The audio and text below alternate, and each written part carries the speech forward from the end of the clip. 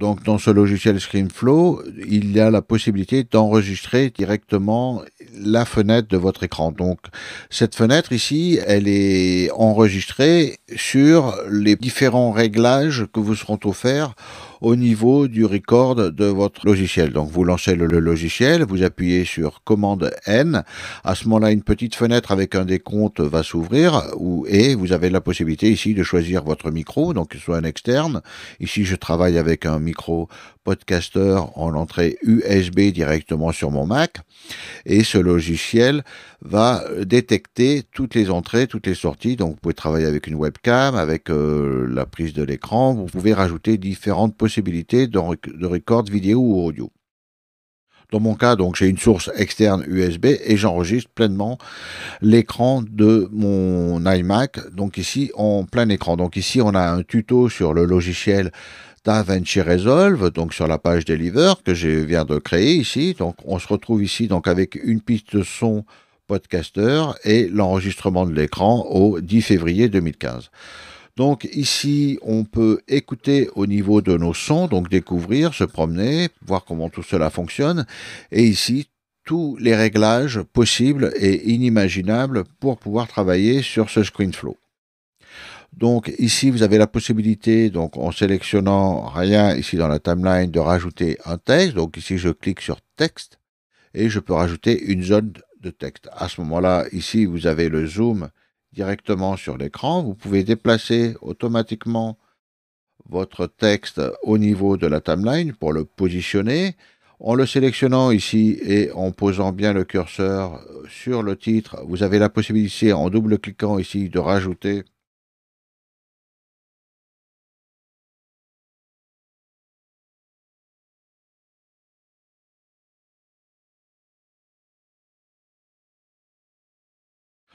du texte. Donc ici, vous pouvez modifier, mettre des majuscules. Ici, vous pouvez sélectionner directement l'ensemble du texte et ici, faire le centrer, le mettre à gauche, le mettre à droite. Ici, la taille des différentes typos. Ici, vous avez la possibilité de choisir une typo qui vous intéresse, de remplir, de choisir la couleur, etc., etc., de rajouter un arrière-plan, de l'enlever, de pouvoir jouer remplissage. Donc vous avez différentes possibilités ici de travail. Annuler, donc j'annule. Ici, vous pouvez jouer sur les marges, la hauteur des marges, etc. Donc tout ça, c'est pour les textes.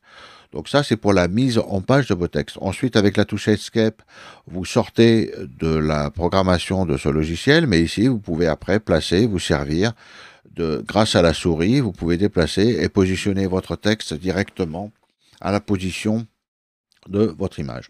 Ensuite, ici, avec un clic droit, vous avez la possibilité de copier, de coller, diviser le clip à la tête de lecture, de faire un arrêt sur image, de verrouiller le clip et de rajouter différentes transitions au niveau de votre texte. Donc ici, il y aura une transition par défaut, donc est un avion, donc qui est la possibilité de hop, voilà. Et donc moi, en principe, je prends un petit fondu enchaîné directement sur l'entrée ou sur la sortie pour réaliser ce petit effet d'apparition directement de mon texte sur mon image. Donc ensuite, donc ça c'est pour les titres. Donc après, à chaque fois que vous voulez rajouter un titre, rajouter un texte, double-cliquer dessus et pouvoir, par exemple ici, je vais rajouter une petite information sur mon site internet videoeffectprod.fr. Donc ici, je peux corriger si j'ai fait des petites erreurs. Voilà, un petit escape. Je peux le positionner, par exemple, ici, le supprimer. Ici, rajouter une taille de mon texte, ici. Et surtout, nous avons aussi la possibilité, ici, comme tout à l'heure, de rajouter une petite transition à différents volets. Donc, il existe de nombreux petits raccourcis. Donc, il suffit après d'aller, par exemple, ici dans les actions. Vous avez la possibilité donc d'afficher les polices, de le mettre en gras, en italique, souligné, plus grand, plus petit, de rajouter des différents crénages, de copier le style, de créer des propriétés de texte par défaut. Au niveau des actions ici, ajouter une action vidéo. Donc, c'est pomme donc par exemple, donc là c'est ce qu'on va découvrir tout de suite. Donc ensuite ici, une fois que vous avez créé, vous avez toujours la possibilité de pouvoir déplacer votre texte. Donc en lisant ici, je fais un fondu et directement j'affiche ici la partie de texte qui m'intéresse. Ensuite, ici, vous avez donc la partie vidéo et la partie audio. Donc, dans la partie audio, ici, suivant votre... Par exemple, ici, j'ai raté un petit peu mon départ. Donc, je peux toujours, ici, raccourcir ma vidéo, raccourcir mon audio. Donc, c'est comme pour un logiciel de montage. Et ici, vous sélectionnez les deux et je redéplace l'ensemble pour le repositionner au début. Ce qui fait qu'après, comme ça, vous pouvez faire du montage et régler vos différentes pistes, que ce soit image ou son, pour pouvoir travailler. Après, ici, dans le logiciel, donc ne pas oublier de bien sélectionner la partie image ou la partie son. Donc dans la partie son, ici, je vais pouvoir rajouter directement une atténuation et un smooth volume level, ce qui va me permettre de, automatiquement, le logiciel verra si votre son est un petit peu faible, va automatiquement augmenter les niveaux sonores pour avoir un niveau level qui soit correct. Donc c'est lui qui va déterminer. Voilà, vous voyez là ici par exemple, il a réglé mon niveau pour avoir un niveau sonore assez puissant pour pouvoir retravailler le son. Ensuite ici au niveau image, quand je clique ici, l'internaute pourra avoir par exemple un effet de radar. Donc à chaque fois que je cliquerai sur mon image, on aura un petit radar, ce qui attirera l'œil pour pouvoir montrer au client comment voir exactement, où cliquer et comment, et voir surtout votre déplacement de souris, parce que parfois la souris va vite et l'internaute n'est pas forcément complètement, ne voit pas forcément votre souris. Puis il suffit qu'il regarde à gauche alors que vous cliquez à droite ici. Et grâce au radar ici, grâce au pointeur, donc ça peut être un cercle par exemple, donc qui se déplace, etc. Et à vous de choisir différentes réglages de possibilités. Vous avez la possibilité d'avoir des clics sonores, le niveau du volume, d'afficher si vous faites des raccourcis clavier, par exemple en même temps avec pomme T, pomme L, je ne sais pas moi, tous les raccourcis de pomme S pour sauvegarder votre projet en cours. Il pourra l'afficher directement ici grâce à cette option de clavier. Donc ensuite, la partie intéressante au niveau des propriétés vidéo, ici, par exemple, j'ai envie de mettre l'accent sur les paramètres de render, ici, donc je sélectionne bien, je peux lire, donc je lis, je lis, je lis. Ici, je me déplace au sein de ma timeline, ici, je peux réduire mon niveau, et par exemple, ici, je dis, bon, ben ici, tu rajoutes une action vidéo. Donc ici, ajouter une action vidéo, ou alors ici, je peux rajouter, voilà, ajouter une mise en évidence, ou une action d'enregistrement d'écran, ou une action vidéo, donc c'est POMK. Cette action ici, donc une fois au début, on garde la pleine page, si on était en pleine page, et ici, on est c'est comme des keyframes, avec ici le premier keyframe, le deuxième keyframe, donc ici, je peux jouer sur l'échelle, zoomer, et directement avec ma souris, ici, je peux déplacer mon écran, le positionner au sein de mon image, comme je le désire. Donc, vous pouvez voir qu'ici, on peut vraiment zoomer avec une qualité qui reste propre en ce qui concerne le bureau. Donc, il a un réglage qui permet d'aller loin. Et du coup, ici, la durée sera donnée directement ici avec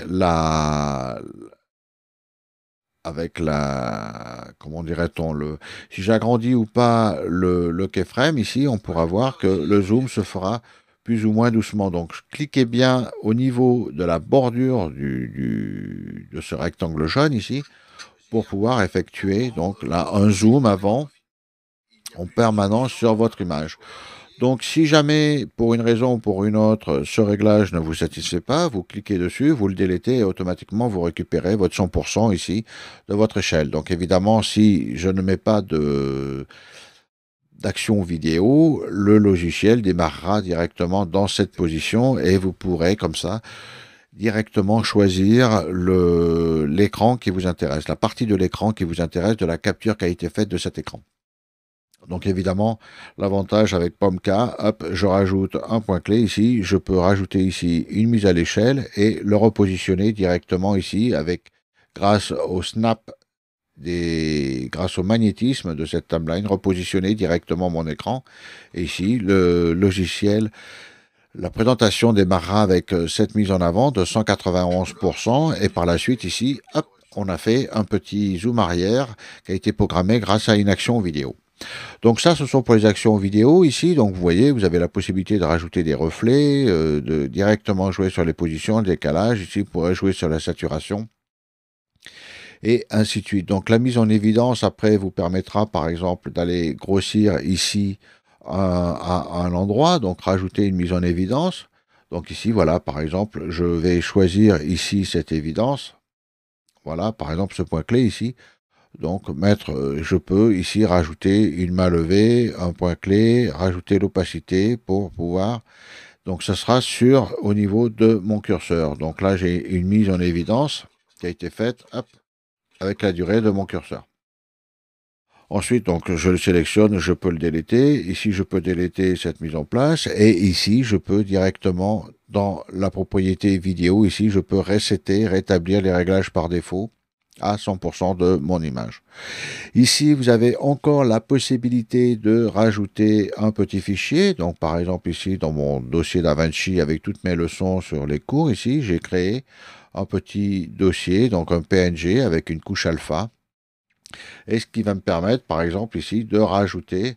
Donc, je peux descendre cette piste vidéo, par exemple, et rajouter un logo directement entre les deux, ici, avec un Shift Z pour afficher toute ma timeline ici, et je peux rajouter un petit logo ici que je peux déplacer directement sur ma timeline ici, donc je peux le mettre à droite, à gauche, en haut, en bas, au milieu, où je veux. Je le positionne ici directement, et comme pour cette piste vidéo ici, j'ai accès évidemment à tous les réglages de l'échelle et de l'opacité. Donc, ce qui peut me permettre par la suite, moi, de rajouter un logo, un texte, une animation, etc., sur votre image. Donc après, par la suite, vous avez la possibilité ainsi de rajouter différents enregistrements que vous aurez pu effectuer en plus. Donc si jamais vous avez fait une erreur au niveau de l'enregistrement, il vous suffira juste de reprendre, de l'enregistrer séparément et de pouvoir la monter par la suite, comme ici. Je peux le rajouter après, par exemple ici, et je peux rajouter des sons en plus directement, je peux la coller. Et donc là, j'ai fait un montage directement entre mon tutoriel et le logo. Voilà, donc ça, c'est une partie de montage. Donc il y a toujours les assistants de magnétisme, voilà. J'ai eu du mal, mais j'ai enfin trouvé donc de magnétisme qui vous permettront ainsi de pouvoir caler rapidement un montage. Si par exemple, pour différentes raisons, ici à ce niveau, j'ai envie de couper ce passage parce que j'ai un petit peu trop attendu ici, ou c'était pas. Donc ici, vous voyez un grand silence ici que j'ai envie de supprimer. Donc je peux ici sélectionner l'ensemble de mes pistes, appuyer sur la touche T ici pour créer une coupe. Donc après, je reviens ici, hop, et je sélectionne, j'appuie sur T. Et là, automatiquement, l'ensemble de mes pistes que j'ai sélectionnées précédemment seront sélectionnées et j'appuie sur Delete pour nettoyer ici cet espace. Après, j'ai plus qu'à sélectionner et à replacer et j'ai fait un montage ici directement cut entre mon raccord et le deuxième raccord. Donc après, Pop Z pour récupérer, parce que ici, on voit que j'attendais l'ouverture du logiciel pour pouvoir l'ouvrir et proposer ici. Là, j'expliquais un one trip entre FCP10 et DaVinci Resolve. Donc, évidemment, toutes les leçons sur www.videoeffect.com. Donc ici, hop, vous avez le site directement ici, voilà, qu'on peut retrouver. Voilà, sur ce site ici, vous retrouverez directement tous les tutoriels que j'ai créés pour DaVinci Resolve FCP10 première, à vide évidemment. Donc il y a plus de 60 vidéos, donc presque plus de 8 heures de cours là-dessus. Et là, ce tuto, c'était justement sur ScreenFlow et comment organiser, couper, monter.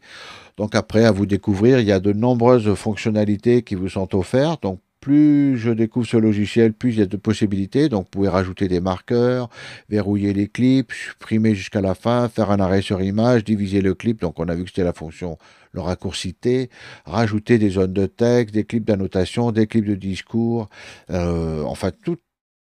C'est un petit logiciel de montage pour les tutoriels, par exemple, ou pour expliquer ou pour capturer une vidéo. Évidemment, si vous avez besoin de capturer une vidéo, vous pouvez la prendre et ensuite, il vous suffira d'exporter ce film. Donc d'abord, vous enregistrez ici votre film. Voilà, donc ici j'ai fait page deliver, donc je l'ai enregistré Et ici, par exemple, je fais enregistrer donc mon tutoriel. Une fois que vous avez fini, vous pourrez l'exporter directement ici, donc faire une exportation de votre logiciel. Ici, vous choisissez évidemment vos réglages favoris pour le web, pour sans perte, pour l'iPad, l'iPhone, l'Apple, le réglage par défaut. Donc moi, souvent, je travaille en Web TV. Ici, vous avez la possibilité de travailler en 1920 par 1080. Et ensuite, vous faites exporter. Et à ce moment-là, ScreenFlow exportera votre film pour l'utiliser où bon vous semble.